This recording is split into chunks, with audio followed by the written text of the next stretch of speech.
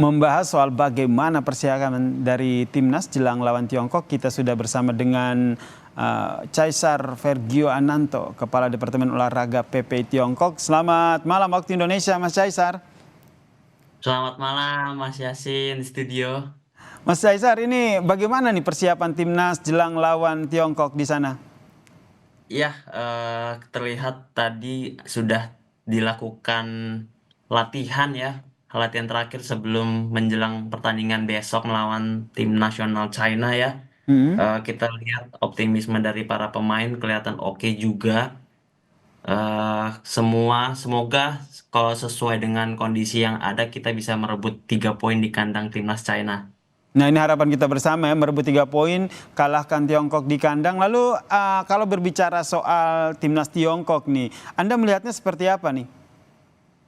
Ya, dari yang saya baca 17 pertandingan terakhir kita hanya menang 3 kali ya dari timnas China. Jadi ini satu motivasi tersendiri bagi kita ya yang sudah didukung sama pemain-pemain abroad juga Hmm. dari luar negeri, dari pemain di Eropa. Ini jadi motivasi tersendiri buat kita mencuri kemenangan pertama setelah terakhir kita menang di tahun 1987 ya, Mas. Hmm. Wah, timnas China sudah lama banget. Jadi semoga ini bisa jadi motivasi tersendiri bagi timnas kita untuk merebut 3 poin supaya peluang kita ke Piala Dunia lebih lebar lagi.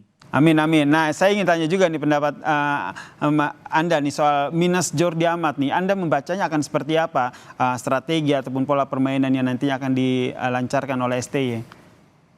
Oke, untuk Jordi Amat menurut pandangan saya sendiri kita punya back-back juga ya seperti Rizky Ridho yang kita tahu 45 menit babak kedua lawan Bahrain bisa bermain dengan baik, Hmm. eh, menutup kekurangan di yang kita lihat di babak pertama agak kurang aliran bola dari belakang. Zes bisa ngisi di tengah menurut saya agak didorong ke depan. Ridho mengisi kiri, oke, yang biasa diisi oleh Justin Hubner. Jadi saya rasa kehilangan Jordi Amat bisa di cover dengan baik oleh lapis kedua dari ataupun pemain cadangan yang kita punya sih Mas. Masih bisa di cover begitu ya. Kemudian Mas Cesar ini kan sudah cukup lama begitu di Tiongkok.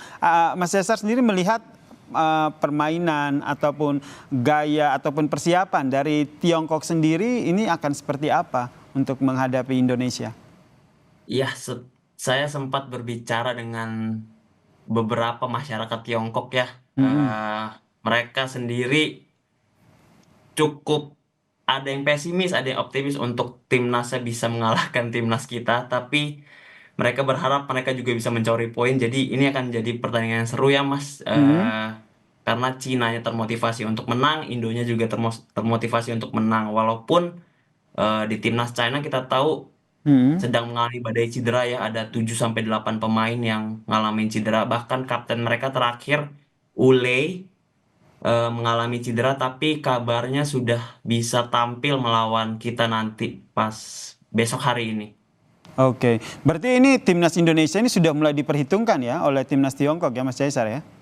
Ya, sangat-sangat. Bahkan beberapa rekan pelajar saya dari yang berasal dari Tiongkok mengatakan bahwa wah Indonesia sudah kalau bahasa China-nya Chin Pula Henta Apa sangat tuh artinya? berbeda dari yang dulu gitu loh, bahwa perkembangannya sudah sangat pesat gitu dari yang Mm-mm. dulu.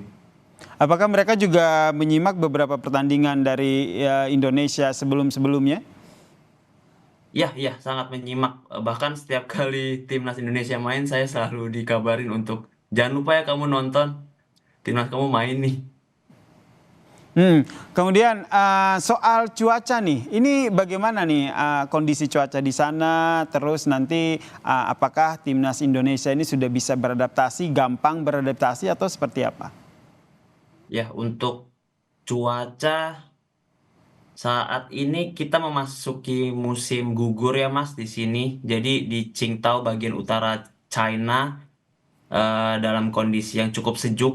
Jadi untuk para pemain abroad yang bermain di Eropa ini kondisi yang cukup nyaman bagi mereka ya sepertinya.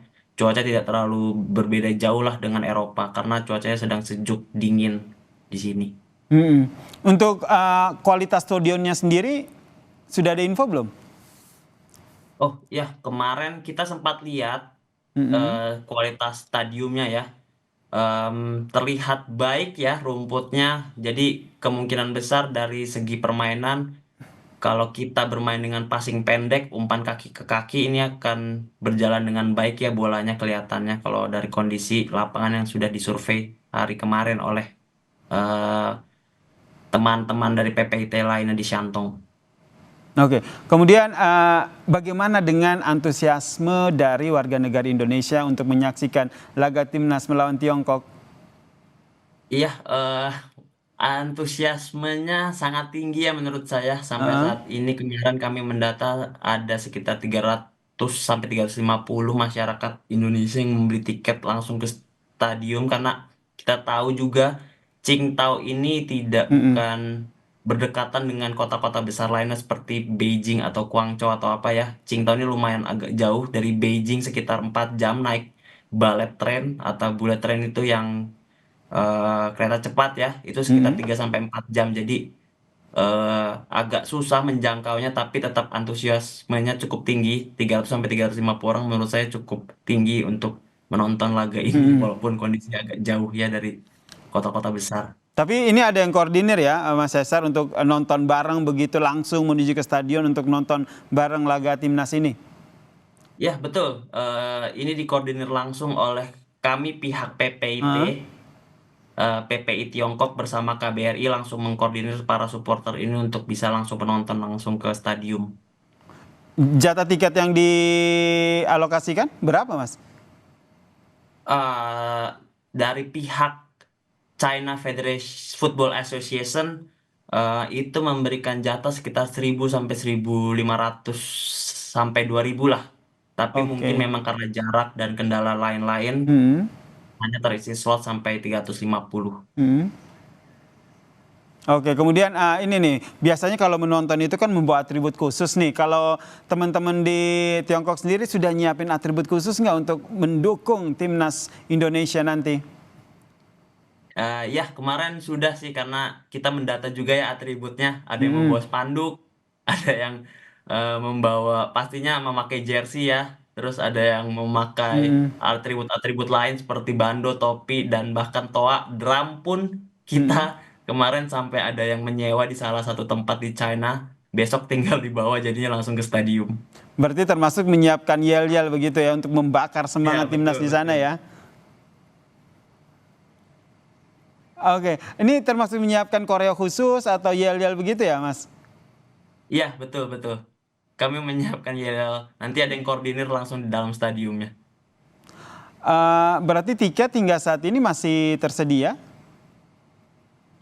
Untuk tiket dari pihak China Football Association-nya sudah menutup untuk pembeliannya, tapi mungkin Mm-mm. beberapa tiket sisa di web laman resmi pembelian tiket masih ada ya, tapi mungkin berbeda tribun dengan di yang kita dapatkan. Eh, ini kan kalau untuk di daerah Qingdao, begitu. Kalau untuk di daerah lain, ini nih ada info nggak mereka menggelar nonton bareng begitu? Sampai saat ini di kota saya di Tianjin Hmm. ada nonton bareng, tapi mungkin dalam tidak dengan skala yang besar ya, karena Mm-mm. peraturan dan lain-lain tidak boleh berkumpul cukup dalam grup yang besar sebenarnya. Jadi eh, mungkin di perkamar mahasiswa-mahasiswa nonton bareng seperti itu aja sih, Mas.